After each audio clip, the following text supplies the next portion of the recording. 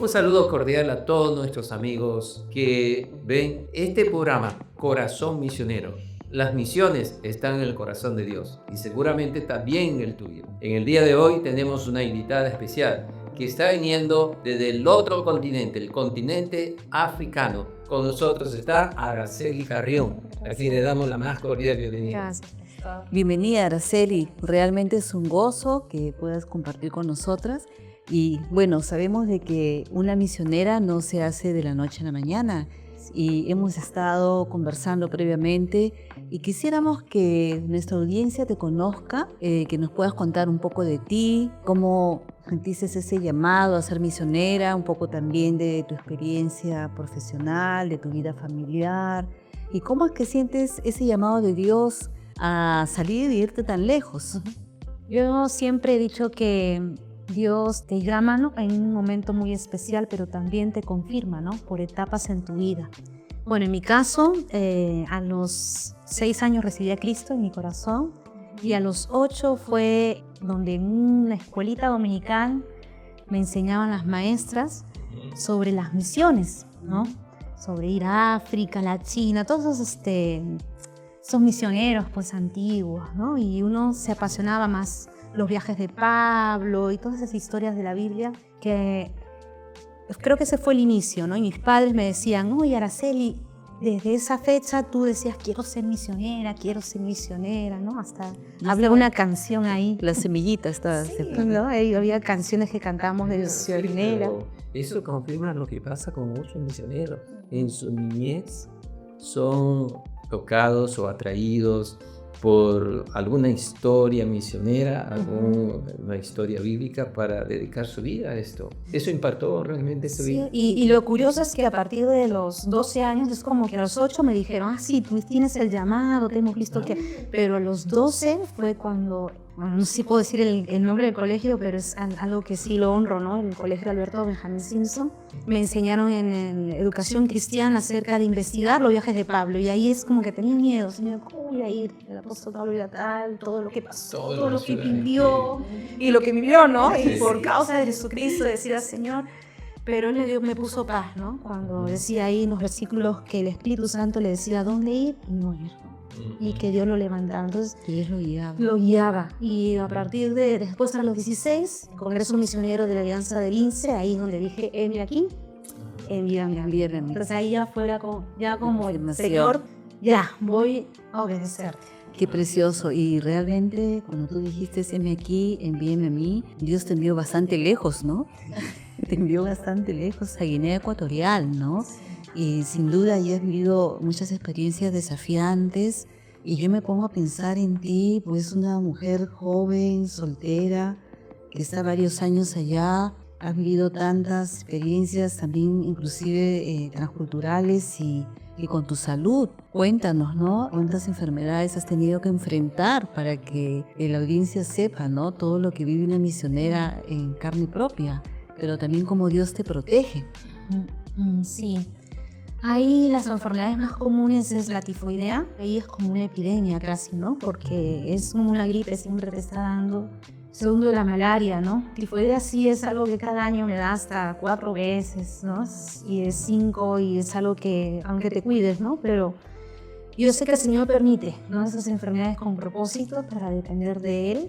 Bueno, la malaria me dio 3 veces, pero la última ha sido aquí en enero y me dio juntamente después como una neumonía. Yo no sé, el Señor este año ha probado más mi cuerpo y la soledad, ¿no?, que se junta, ¿no? Porque no solamente la enfermedad, porque tú es enfermedad y familia, ¿no? Pero es enfermedad y tú solita. Claro. Pero solita físicamente, ¿no? Y ahí es donde creo que esto Dios lo permite con la ayuda de poder tener más dependencia de Él, su sostenimiento para lo que tengo que enfrentar ahí en el trabajo ministerial, ¿no? Es más fuerte todavía aún, ¿no? Sí. En todo caso, cierto es que hay una dificultad de enfermedad, pero ya durante todos estos años también has probado seguramente las bendiciones, la respuesta de Dios en la vida de las personas con quien sirves, ¿no?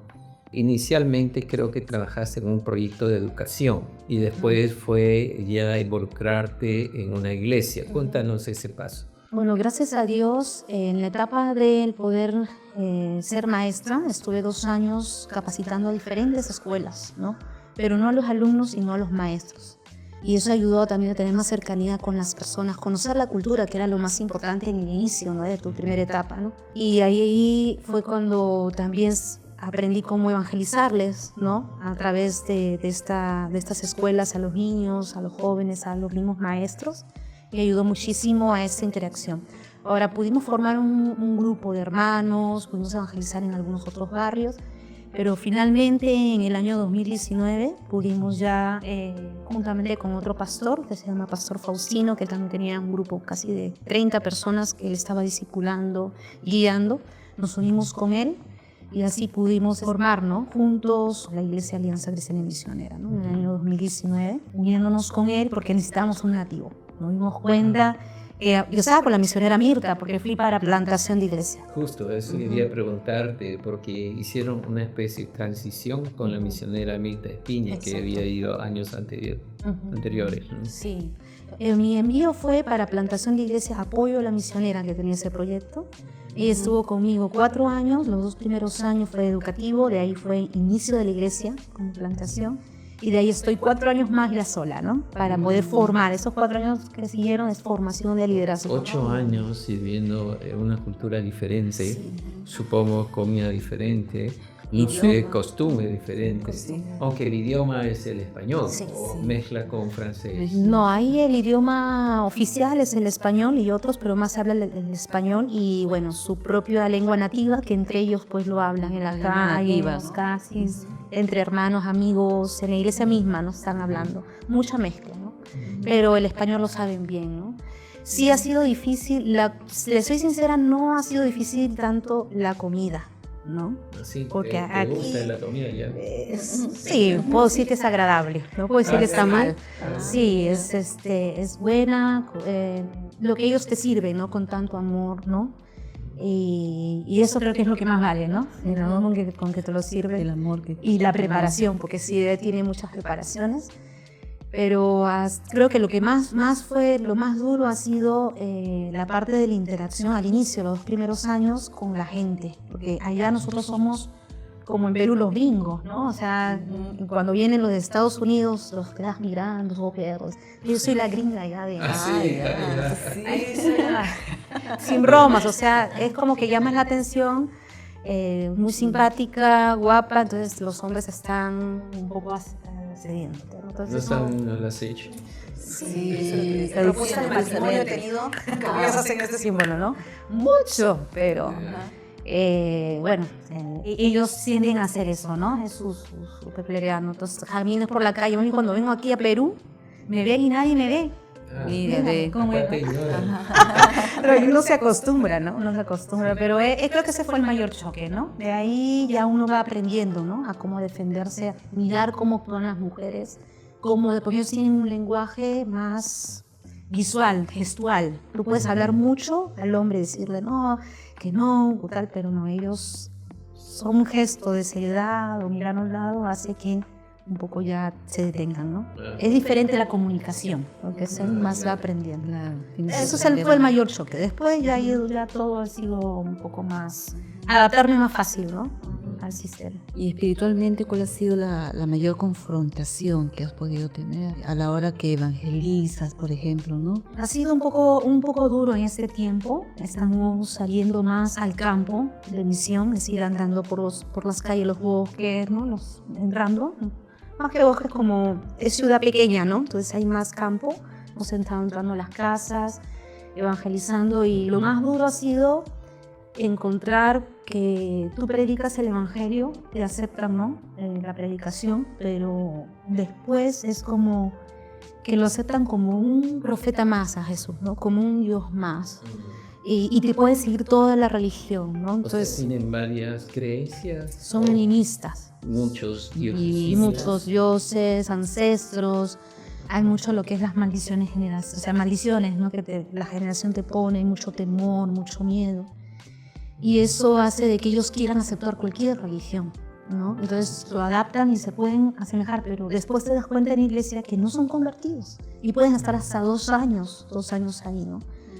Entonces hay experiencias así, ¿no? Donde hermanos que han recibido a Cristo, entre comillas, pero todavía están con sus ancestros, todavía tienen sus objetos ocultos, cosas así, ¿no? Y no son libres, ¿no? Entonces tú vas a dar cuenta su cara todavía triste, esas ataduras, y ellos necesitan pues tener realmente su encuentro con Dios, y eso es un proceso. Podemos tener la iglesia llena, un ejemplo, ¿no? Y queriendo imitar a muchos, pero muchos de ellos solamente permanecen si realmente hacemos un seguimiento de su vida y que ellos confiesen. O sea, como dice el versículo, ¿no? Si confesases Jesús es el Señor, serás salvo. Entonces no es solamente recibir a Cristo, es confesar todos tus señores, renunciar a ello para él. Eso es lo que más me da, ese proceso que debería ser de liberación, O sea, y de seguimiento. tú has descubierto que en esa cultura una conversión se evidencia después de un tiempo de renuncia. Sí, yo diría que no es conversión. Yo diría que es como una necesidad. Tienen la necesidad. Necesito a Cristo, no necesito una salvación. Y acepto todo. Pero les cuesta decir no a esto. Porque lo que pasa es que tienen miedo. Porque si ellos confiesan algo, pueden quizás hasta morir. Puede quizás morir un hermano. O sea, hay toda una secuela. Entonces tienen que creer realmente que Jesús es su Señor. Y decir, sí, creo que aunque yo reciba a Cristo, Dios va a proteger a los pactos que yo haya hecho, yo voy a proteger porque yo he entregado a tal, ¿me entiendes? Hay todo una atadura ahí. Entonces, si ellos confiesan... Rituales animistas y tal vez también de algún tipo de adherencia a sus antepasados o sus muertos. O ellos entregan, cuando hacen una petición por algo, entregan a cambio algo al enemigo. Pueden entregar un alma. Entonces, si ellos confiesan, sí, muere la persona. Entonces, confesar es creer. Realmente creo que Cristo es mi Salvador. Es otra cosmovisión. Es una cosmovisión totalmente diferente a la cosmovisión cristiana. Entonces se necesita también otro tipo de discipulado. Exacto. Otro tipo de discipulado. Sí, ¿no? Para que haya la...